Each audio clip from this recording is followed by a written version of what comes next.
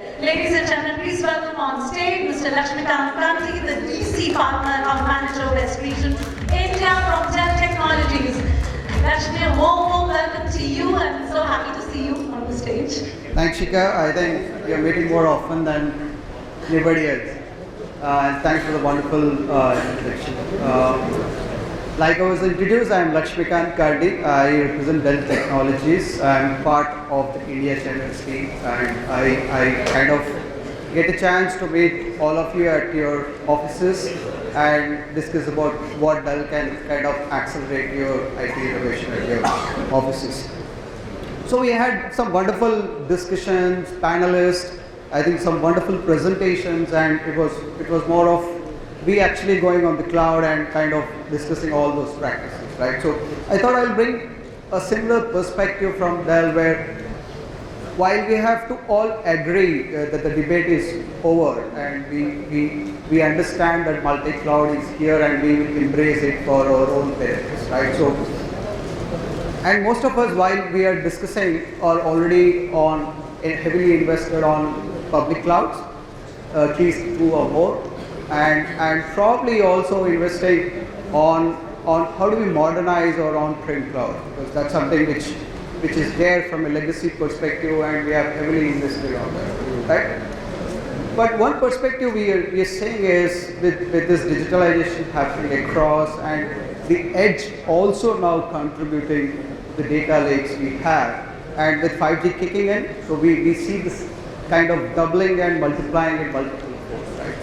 So all what is happening around is we have created ourselves different data lakes, and the data currency is exploding than more than we expected, which is good for us because that's the digital currency we are all looking at. That creates us a huge opportunity from a business perspective.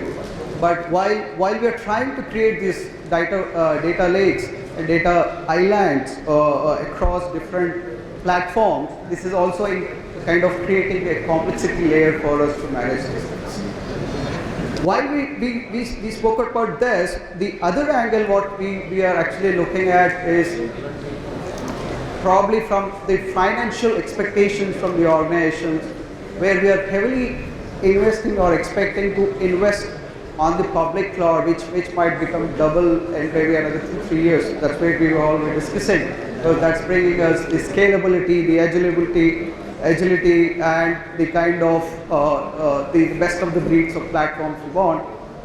The investment on modernizing the on-prem might be more or less flat, but where the delta might increase is the newer way of consuming the technology. Right, we're talking about a private infrastructure as a service, where we want to embrace the cloud-like features, the experience to our developers and the business users, but also kind of get that control of the data and the data growth we can get it.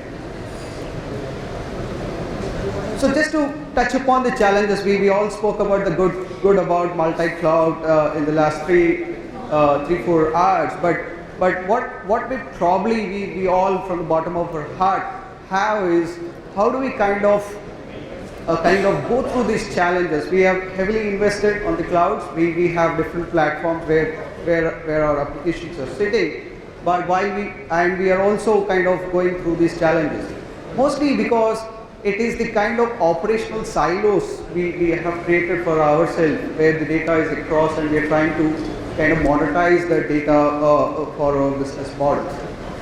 And the second challenge we probably see is the skill gaps, because different technologies need different kind of people, different certifications, and they spend a lot of time in trying to understand those developer tool sets, and then they live in that world, right? So they can't actually kind of live that and move to the next step. And the third thing is, how do we kind of keep these different islands more secure and governed in a way we want our business to actually kind of understand it, right? So all this actually kind of hinder the core business developers' velocity, right? So they are trying to innovate, but then when we see all these challenges, they kind of get stopped from a velocity perspective. the better way of a multi-cloud is the way we Dell technology looks at from a strategy perspective.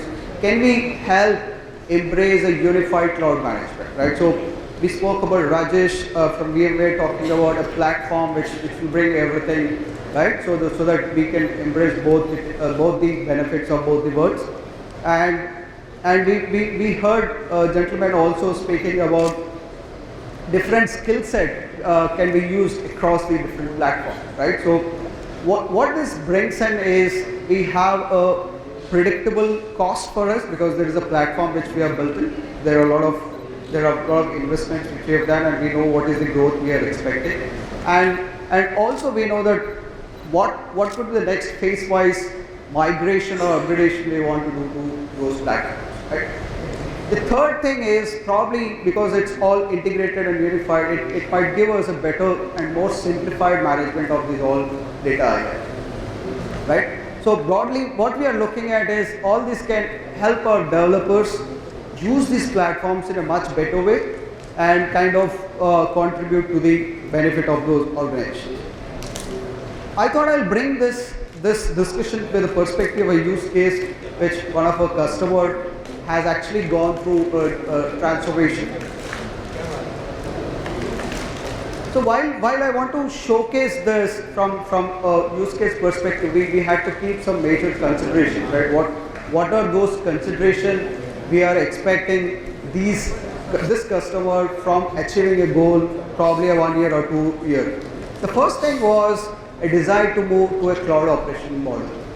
Cloud operating model doesn't mean we go to a public cloud and then start putting our application there, right? So we are looking at probably expecting a cloud-like features and which will give those agility in terms of operation. The second thing we are looking at is probably the day two of managing those operational, and they can be made easy from an operating perspective. The second thing we looked at is an approach where all eggs can't be kept in one basket. So nothing comes overnight for us, right? So it's a journey we all have to embrace. We have to kind of phase that out into different stages, and when we have to kind of look at refactoring or re-platforming or retiring some of those applications and then plan accordingly what we want to do. We have to also consider what are those workloads which we want to transform or kind of retire or kind of modernize for it.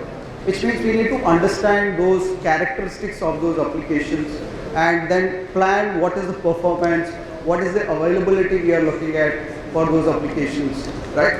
So which means probably cloud is not maybe built for all kind of applications. We need to understand and prioritize which applications of ours are more faster for being a cloud native world, or probably some of them which needs redesigning or re-architecting it to become more cloud native. So from that perspective, I just thought I'll give an example where our customer was heavily invested on some legacy platforms where we had Solaris systems where he had some mission critical applications hosted, and then he had a couple of virtual machines and bare metal applications hosted on a couple of Dell Blade servers and rack servers. And then it was backed up by enterprise class storage which is on flash based VMAX 950F, and there was another data lake called Isilon which was basically helping them to manage their unstructured data. So what we had looked at is if this infrastructure had to be kind of modernized with the next generation architecture, how do we kind of take it up? So these are the parameters we looked at, are probably the goals we have to achieve at the end of the phase, right? One is we built a common kind of an infrastructure platform which could be an Intel based, which can kind of take care of all these applications, whether it could be it's a virtual environment or a bare metal environment or even a container environment, right? Second is the infrastructure should be more software defined so that it will have those built-in APIs or those interfaces which brings that mobility of the data from different worlds of the cloud, right?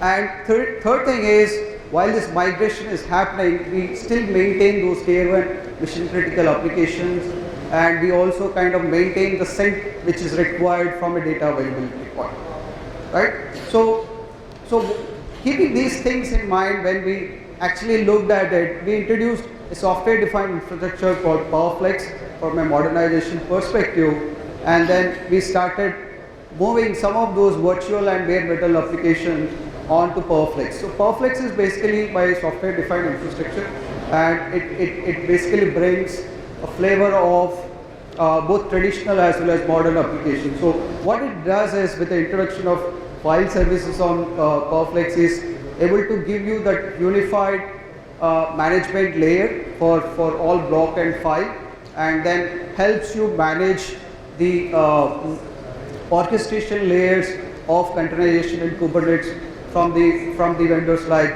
Google, Amazon, Microsoft, SUSE, Red Hat, or even VMware. So this basically helps bring that data mobility for those applications. The second thing we looked at is moving this data from VMAX, which is the latest model called PowerMax, and move those legacy applications on Solaris and the replicated data of the virtual environments onto this machine. The third thing we looked at is also modernizing the data lake, which is the unstructured data with PowerScale, which is again a next generation unstructured data platform for us. So by doing this, we could achieve our phase 1 of reducing the footprint of compute, where we have already moved a lot of application from the legacy system to my next generation PowerFlex, and also moved my storage lakes to the next generation models. The phase 2 is introducing the public clouds, where we started to build integration between the on-prem cloud to the public cloud, where by using PowerMax snapshots, we are now able to move the data onto the cloud, and using the analytical features of the cloud are able to crunch the data and understand how this data is performing or how the lungs are performing, right?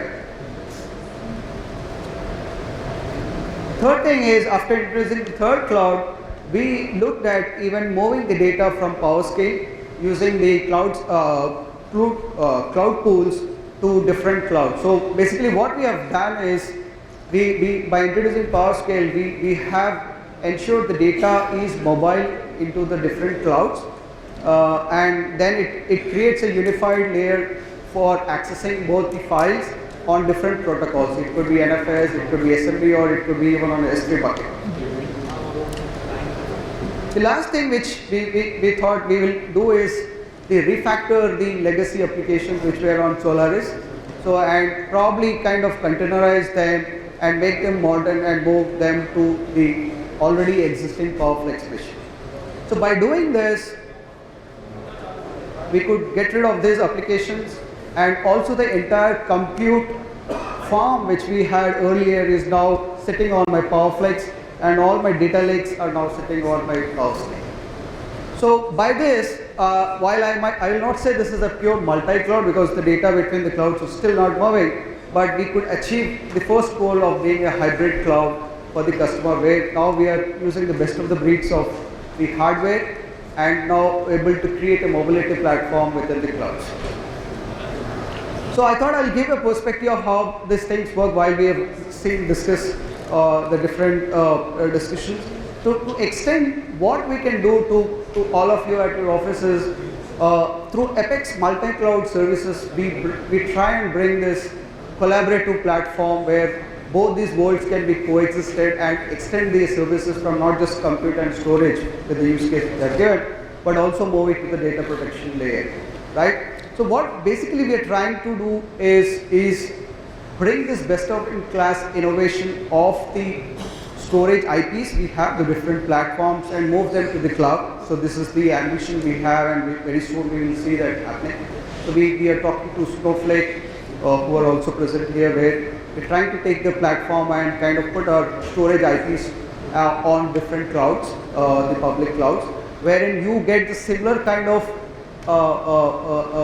product features on the cloud, and both of them can start talking to each other. And then we are also looking at a cloud to ground experience, bringing those for the developers on the platforms like PowerFlex, who can start using those Amazon AKS or the Google Anthos or the Azure Arcs, and those all developers skill set can be brought onto the platforms of the software development. So that's how we're trying to say if we can converge the best of both the worlds and try and help you achieve your goals here. And the last thing is, I just wanted to thank all of you for trusting us on our technology and partnering with us.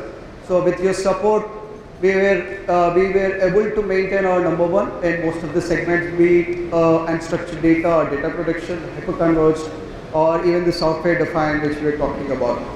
So not only from a technology perspective, we are also seeing a positive traction with most of you of introducing Apex multi-cloud solutions to your requirements, which means we are bringing that technology and trying to bridge the consumption models which is available in India, which is called Apex Flex on Demand, so that we can actually introduce those cloud-like experience from a financial model also. That's it from me. Thank you very much.